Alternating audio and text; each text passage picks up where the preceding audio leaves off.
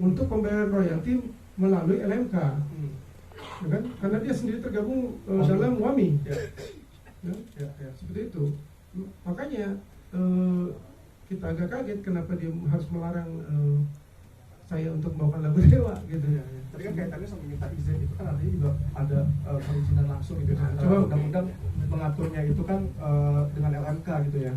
Nah, apa yang terjadi jika itu dilakukan gitu Mas? Kalau misalkan ada direct izin gitu. Oke. Soalnya. Ya, terima kasih. Jadi waktu Once minta tolong saya untuk dampingin dia kasusnya, saya bilang, lu nggak butuh lawyer, Cek. Masalahnya gampang kok. Ya kan? Tapi setelah kita diskusi lama, saya pikir oke deh saya dampingin. Karena gini, yang penting ini sebenarnya kalau masalah hukumnya nggak ada, nih sebenarnya sensasi aja dibikin nih. Ya. Cuma ini udah menurut saya memang perlu untuk apa ya? Karena ini sifatnya sudah disinformasi. Ya, sengaja pengaburan. Bukan hanya misinformasi nih, sudah disinformasi. Seolah-olah Once bersalah, seolah-olah Once merasa lebih besar pada dewa gitu ya. Hingga kemudian fokuskan gitu. Serangannya bukan cuma jadi masalah hukum, jadi masalah personal juga kan. Kelihatannya jadi begitu, gitu kan. Apakah IO nanti juga akan jadi gentar, akan jadi males gitu kan. Itu kan juga bahaya gitu buat Once. Kalau masalah hukumnya sederhana sekali ya. Ini masalah pemahaman dari orang yang tidak paham. Undang-undang Cipta itu memang memberikan hak kepada pencipta ya, izin. Itu benar. Pasal 9. Perhatikan deh. Pencipta-pencipta yang senang banget melarang orang gunain lagu pasti bilang pasal 9.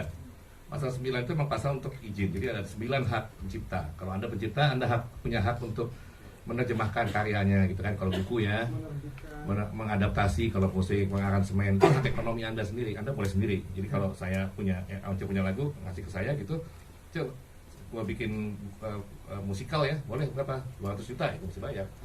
Tarifnya dia sendiri nentuin, nggak ada lembaga lain. Cek, lagu lu gue ganti liriknya ya, bahasa Inggris, oke, berapa? 1 juta, ya udah, itu hubungan antara si pencipta dengan yang ketiga, boleh langsung, 8 hak tuh. Kemudian ada 1 hak, namanya apa? Hak pengumuman, ya, penampilan di muka umum dengan komersial. Nah, penampilan ini si pencipta lagu nggak bisa langsung ya dapat hasilnya, dia harus tergabung di LMK, lembaga manajemen. Kenapa harus diatur seperti itu? Kalau enggak kacau balau. Ya, ada warung itu kios jam 3.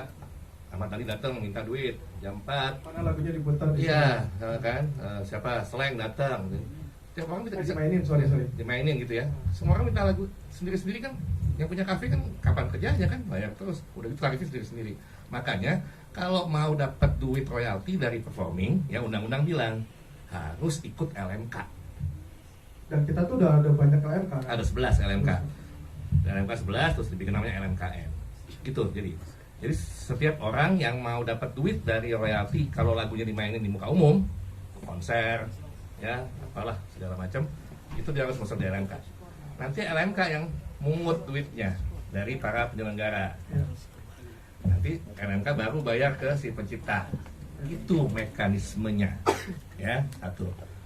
Nah, itu kan cuma soal royalti, pasti nanya gitu dong orang teman-teman. Izin gimana? Enggak termasuk izinnya.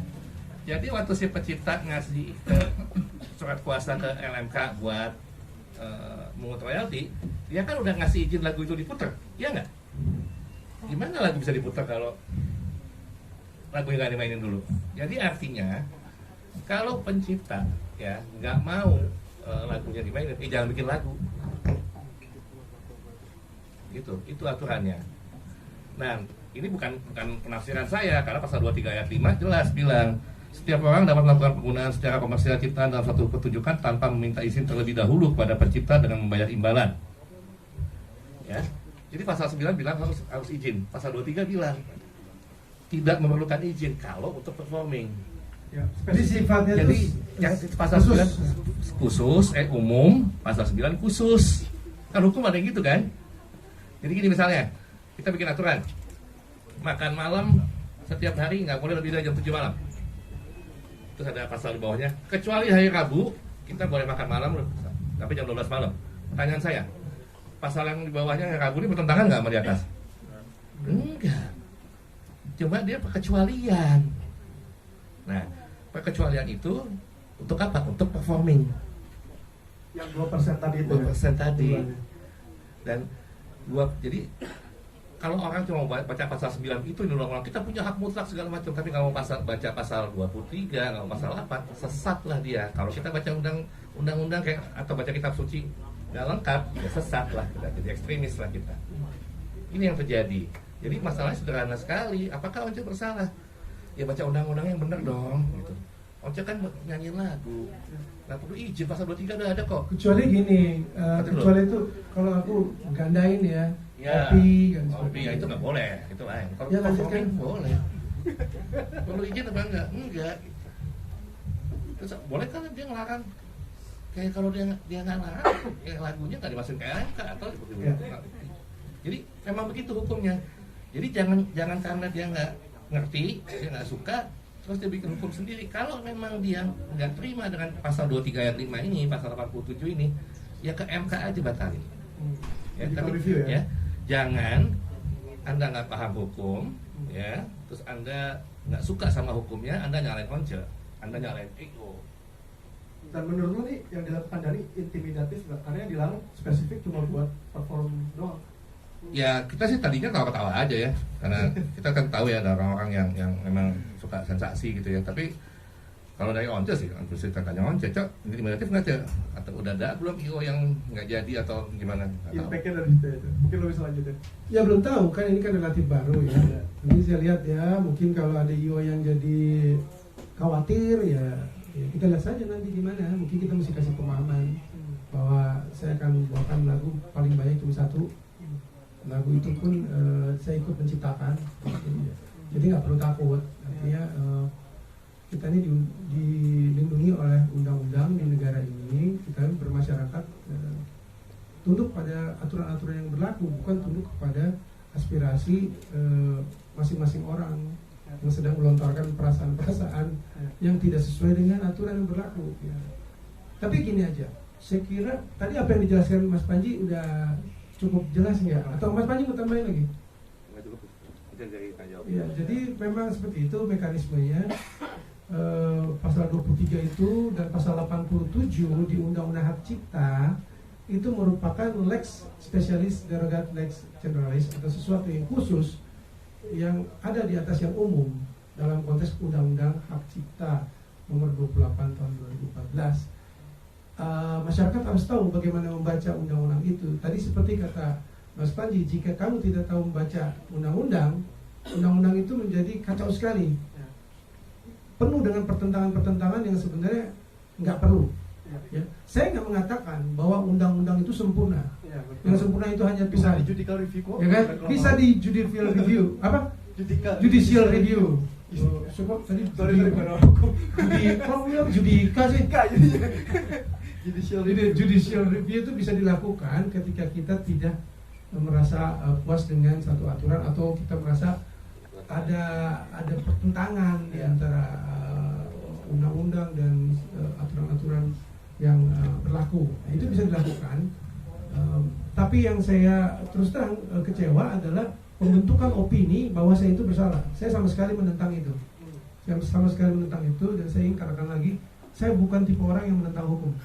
Ya, saya ikut hukum. Bahkan kalaupun ada perubahan apapun dalam Undang-Undang Hak Cipta, kemanapun dia berubah saya ikut.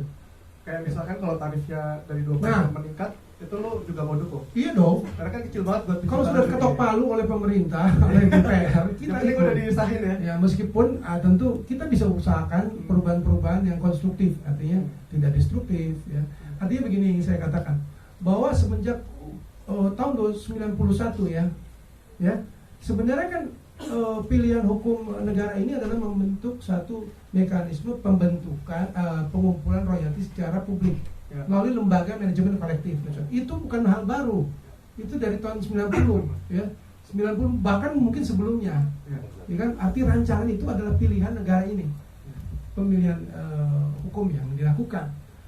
Ada aturan-aturan yang sudah dirancangkan untuk menuju ke situ.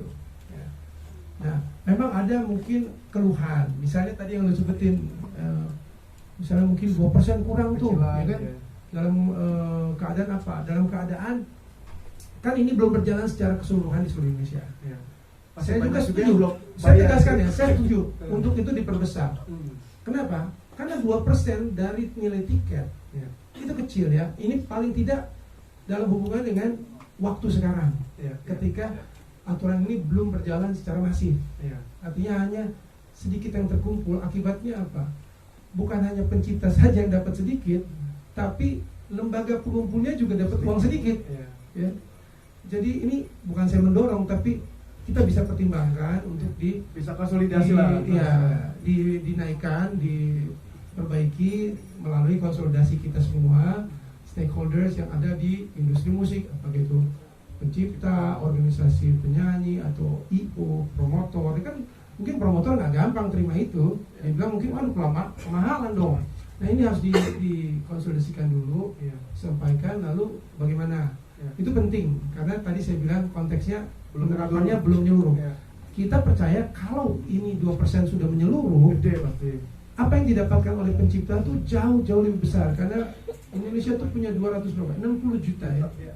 Pengumpulan royalti musik itu lewat pertunjukan lagu ya, termasuk dalamnya penggunanya di karaoke, di TV dan sebagainya.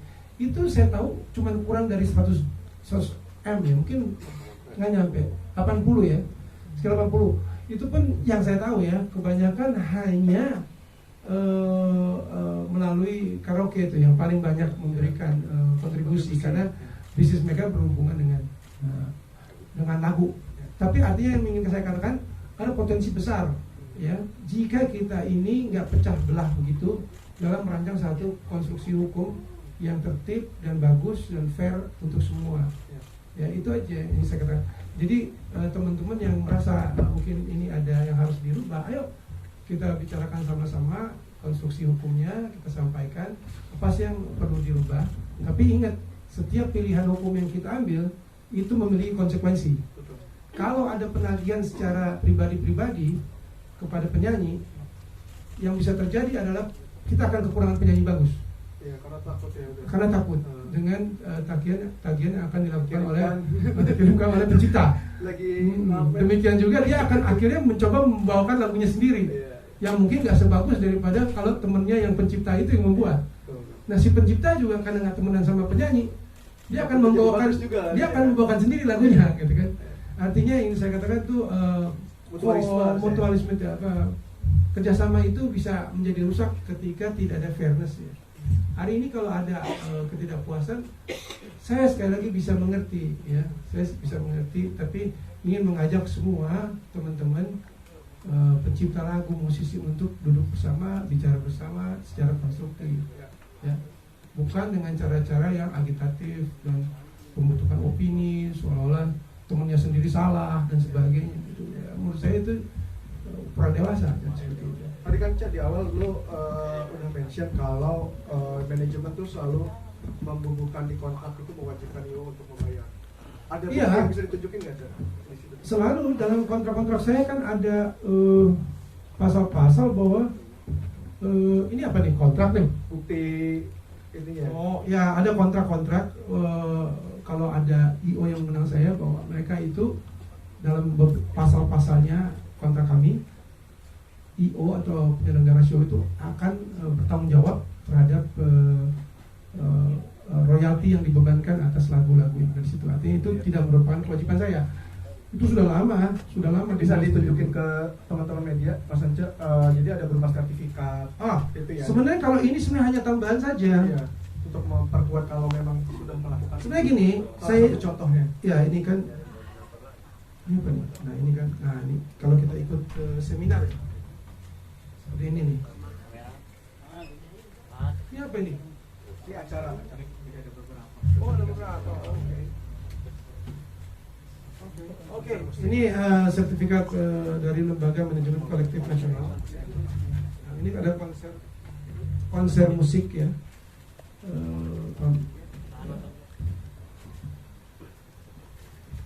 Ya. Seperti ini bentuk daripada Jadi bukan kwitansi ya, melainkan kalau udah dibayar dikasih sertifikat. dikasih sertifikat seperti ini. Jadi ini sertifikat terbitan daripada Lembaga Manajemen Kolektif Nasional. Sebenarnya saya tuh nggak perlu maksudnya segitu rajinnya mengatur-ngatur semua apa maksudnya membantu Ya, kerja. Artinya kalau saya mau merem aja ya ini kewajiban daripada event organizer. Cuman karena saya peduli, saya pikir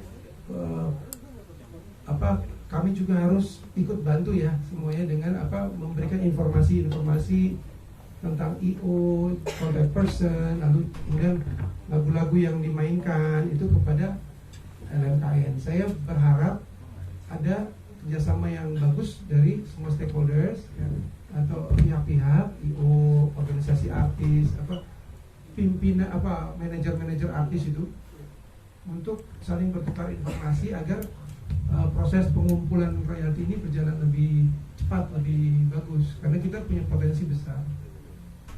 Oke.